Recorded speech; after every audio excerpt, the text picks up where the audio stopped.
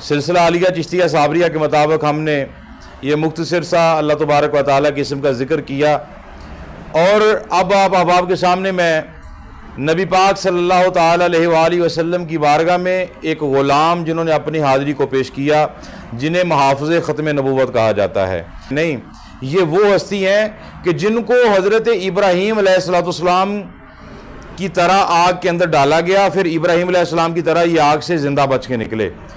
نبی پاک صلی اللہ تعالیٰ علیہ وآلہ وسلم کی ظاہری زندگی کے اندر یمن کے اندر ایک بندہ تھا جس نے نبوت کا دعویٰ کیا، جس نے کہا کہ میں بھی نبی ہوں، اور جس کا نام اسود انسی تھا، کچھ کنان بن اسود بھی کہتے ہیں، لیکن نام اسود انسی ان کا نام جو ہے مشہور ہے۔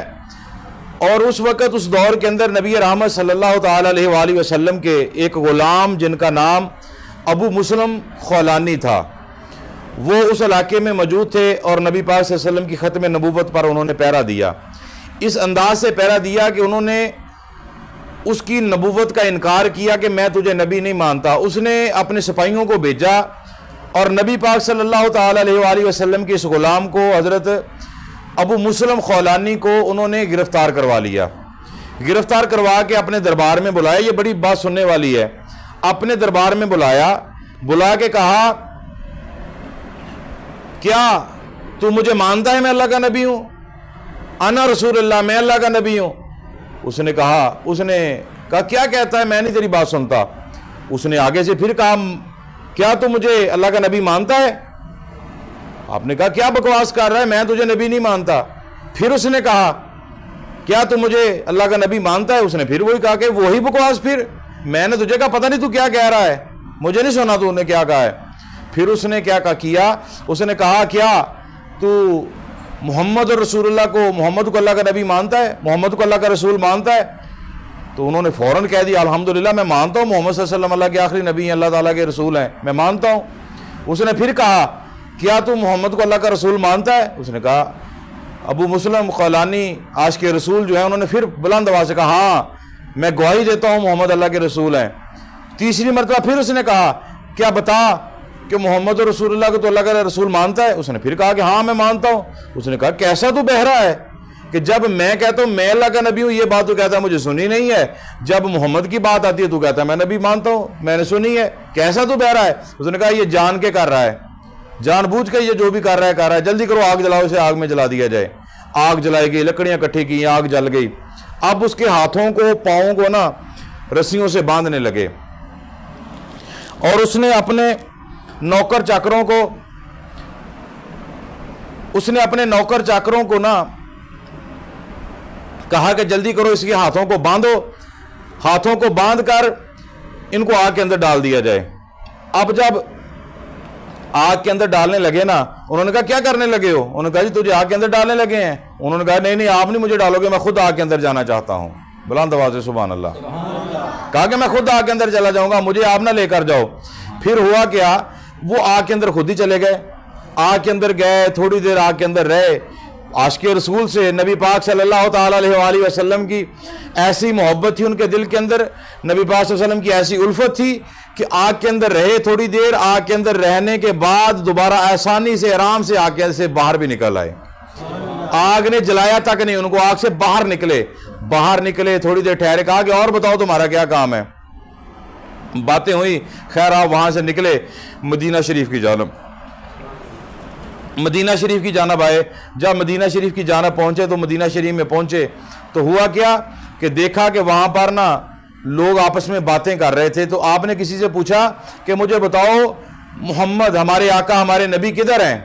تو کسی بندے نے کہا کہ جی جس نبی کے بارے میں تم پوچھ رہے نا تھوڑے دن ہویا وہ ان کا وصال ہو گیا ہے، وہ ظاہری طور سے دنیا سے پردہ فرما گئے ہیں، دنیا سے چلے گئے ہیں۔ ابھی باتیں ہی کر رہے تھے، اتنے میں حضرت عمر بن خطاب آ گئے، وہ لوگوں کا مجمع لگا ہوا تھا۔ عمر بن خطاب بھی ان کے پاس آئے۔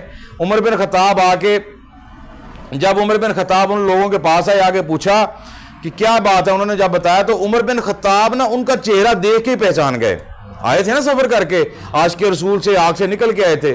عمر بن خطاب نے آتے ہی ان کو دیکھ لیا، آتے ہی ان کو محسوس، پتہ کیا کیا، کہنے لگے لگتا ہے کہ آپ ابھی ابھی نبی پاک کی شان پہ، نبی پاک کی عزت پہ پہرا دے کے آئے ہیں، آپ ابھی ابھی نبی پاک کی عزت پہ پہرا دے کے آئے ہیں۔ تو جب اتنی باتیں ہوئی نا، انہوں نے بتایا، انہوں نے کہا جی بالکل یہ کرم نوازی جو ہے، یہ اللہ کا نام جو ہے اللہ تعالیٰ نے میرے مقدر میں کیا۔ وہ انہوں نے کہا چلو حضرت سیدنا ابو بکر صدیق کی بارگاہ میں لے گئے۔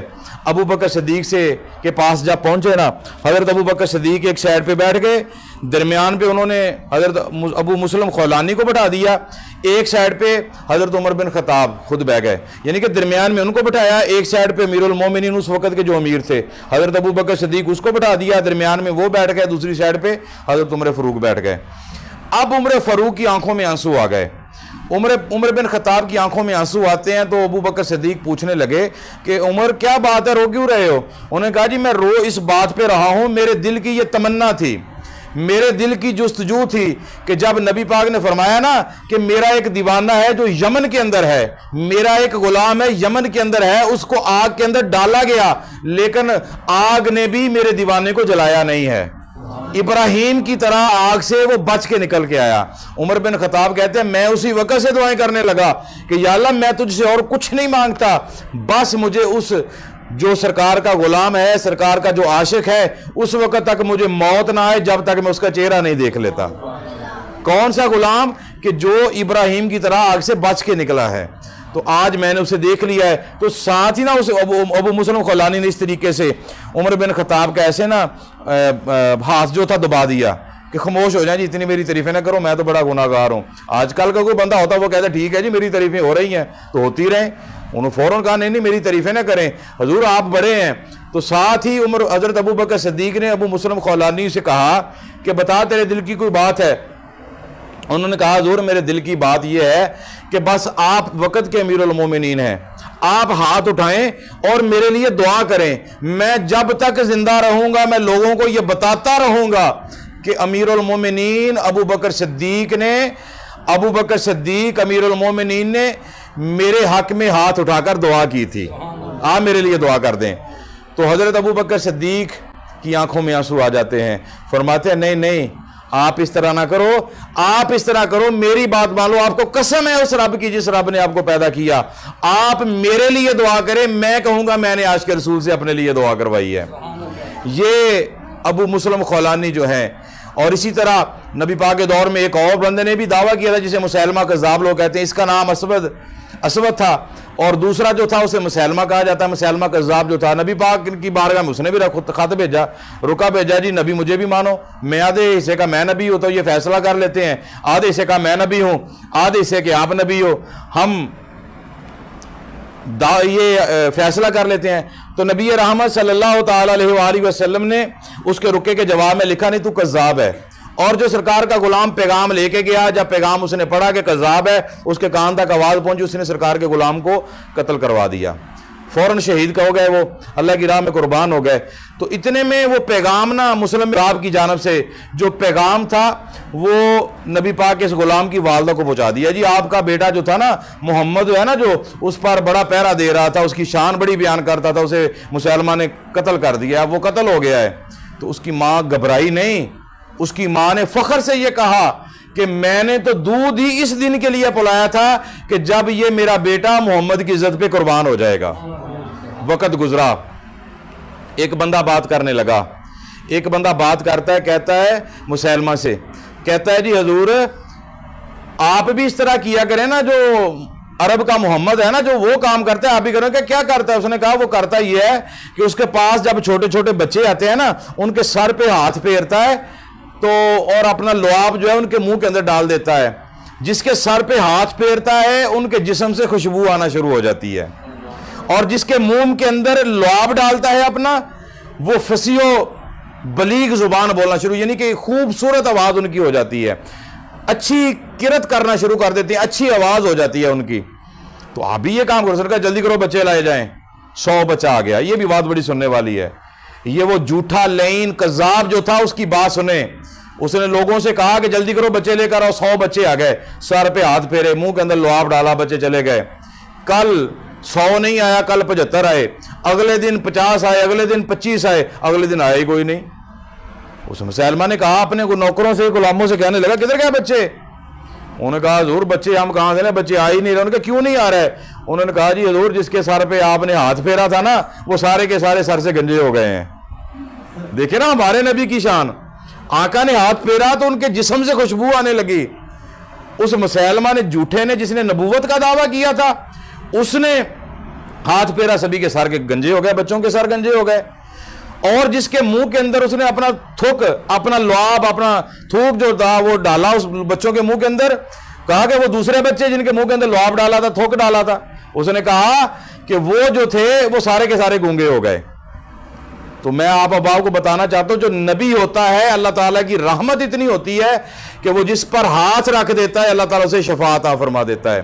وہ لعین جھوٹا کذاب. پھر اس کے بعد وقت گزرا, آج پاکستان کے اندر ایک کذاب, ایک لعین, ایک بے ایمان, جھوٹا جہنمی جس کو لیٹرین کے اندر موت آئی, آگ سے کانا جو تھا, مرزا غلام احمد قادیانی, اس نے بھی نبوت کا دعویٰ کیا. جب اس نے بھی نبوت کا دعویٰ کیا نا تو پھر پاکستان کے اندر بھی ایک غلام رسول, عاشق رسول, عاشق مدینہ, نبی پاک کے عاشق ایک اٹھے جن کا نام شاہ احمد نورانی ہے. انہوں نے, شاہ احمد نورانی نے, اور ان کے ساتھ ہمارے سنی علماء اکرام ملے, انہوں نے مل کر کورٹ کے اندر یہ فیصلہ کیا, کیس دائر کیا. اور اس وقت جو حکومت تھی یہ ذوالفقار علی بھٹو کی تھی. شاہ احمد نورانی نے بتایا, علماء اکرام بیان فرماتے ہیں, اور اس کے مقابلے میں حضور پیر مہر علی شاہ صاحب رحمۃ اللہ علیہ نے ان کے ساتھ مبالغہ کیا تھا اس کانے دجال کے سامنے. پیر مہر علی شاہ صاحب جو تھے اس مرزا غلام احمد قادیانی سے, اس کانے سے پیر مہر علی شاہ صاحب رحمۃ اللہ تعالیٰ نے مبالغہ جیتا, مناظرہ ان سے جیتا, اور پھر ان کو کافر کرنے کے لیے, اس کی تنظیم کو, تحریک کو ختم کرنے کے لیے شاہ احمد نورانی نے جو کیس کیا تھا وہ کیس جب ذوالفقار علی بھٹو کے پاس پہنچا, ذوالفقار علی بھٹو خفیہ طور پر شاہ احمد نورانی کے پاس گیا, جا کر کہنے لگا یہ جو آپ نے فیصلہ کیا ہے کیا فیصلہ ٹھیک ہے؟ اگر کل میں اسمبلی کے اندر میں یہ فیصلہ دہراؤں اور ان کو میں جھوٹے قرار دے دوں, کافر قرار دے دوں, کیا میری بخشش ہو جائے گی؟ شاہ نورانی نے فرمایا, عبدالستار نیازی نے فرمایا, کہا کہ ہاں ہم کہتے ہیں, اللہ نے قرآن میں کہا کہ محمد صلی اللہ علیہ وسلم جو ہے یہ اللہ کے آخری نبی ہیں, اس کے بعد کوئی دوسرا نبی نہیں ہے. محمد رسول اللہ صلی اللہ تعالی وسلم جو ہے یہ اللہ کے آخری نبی ہیں, خاتم النبیین, ان کے بعد کوئی نبی نہیں ہے.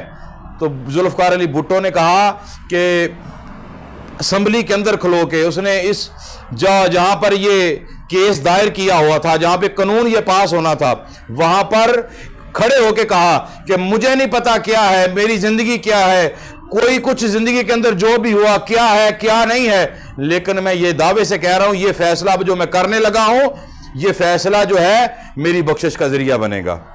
اور وہ فیصلہ کیا تھا؟ اس نے کہا میں فیصلہ یہ کرتا ہوں مرزا غلام احمد قادیانی جو ہے یہ جھوٹا ہے, لعین ہے, بے ایمان ہے, اور یہ مسلمان نہیں ہے, یہ کافر ہے. ہم الحمدللہ نبی پاک صلی اللہ علیہ وسلم کی ختم نبوت کو اس طرح مانتے ہیں, ہم کہتے ہیں, آپ احباب نے سبھی نے جواب دینا ہے, تاجدار ختم نبوت, بلند آواز سے ہاتھ اٹھا کے, تاجدار ختم نبوت, تاجدار ختم نبوت, بلند آواز سے, تاجدار ختم نبوت, تاجدار ختم نبوت, تاجدار ختم نبوت, تاجدار ختم نبوت, تاجدار ختم نبوت, تاجدار ختم نبوت, دو مرتبہ زندہ باد, تاجدار ختم نبوت. ہم الحمدللہ آستانہ عالیہ چشتیہ صابریہ سے یہ پیغام دیتے ہیں کہ ہم دل و جان کے ساتھ یہ اعلان کرتے ہیں کہ مرزا غلام احمد قادیانی اور لاہوری گروپ جتنے بھی ایسے لوگ ہیں, ہم کسی کو نبی نہیں مانتے. ہمارے نزدیک الحمدللہ ہمارے ایمان کا حصہ جو ہے وہ محمد رسول اللہ صلی اللہ علیہ وسلم کو آخری نبی ماننا ہے. ہم ہاتھ اٹھا کر یہ اعلان کرتے ہیں کہ محمد رسول اللہ آخری نبی ہے, ان کے بعد جو بھی اپنے آپ کو نبوت کا مدی مانتا ہے, جو بھی کہتے ہیں ہم نبی, ہم اسے جھوٹا, لعین, کذاب اور کافر سمجھتے ہیں. الحمدللہ ہم اس نعرے کے ساتھ آج کا پروگرام جو ہے وہ ختم کرتے ہیں. نعرہ رسالت, ہاتھ اٹھا کے, نعرہ رسالت, نعرہ رسالت، نعرہ رسالت، تاجدار ختم نبوت، تاجدار ختم نبوت،